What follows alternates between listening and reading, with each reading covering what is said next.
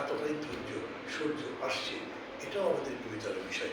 কথা বলে আমি আপনার সমালোচনা করতে পারি, আমার লক্ষ্যটা হচ্ছে আমার কথা শুনে আপনার চৈতন্যের যেন উদয় হয়, আপনি যে ভুল করেছেন বা করে থাকতে পারেন, আপনাকে দিয়ে ভুল হতে পারে সেটা বুঝবেন এবং সেই ভুলকে সংশোধন করে একটা ঠিক পথে যাওয়ার জন্য চেষ্টা করবেন।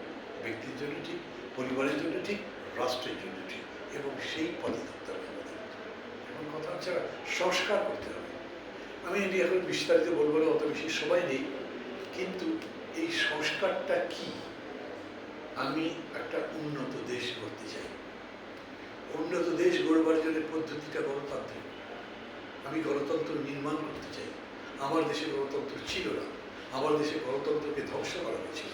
গণতন্ত্রের যে অন্যতম পথেও নির্বাচনটাকে ধ্বংস করে দেওয়া হয়েছিল। আমি একটা গ্রহণযোগ্য নির্বাচন করতে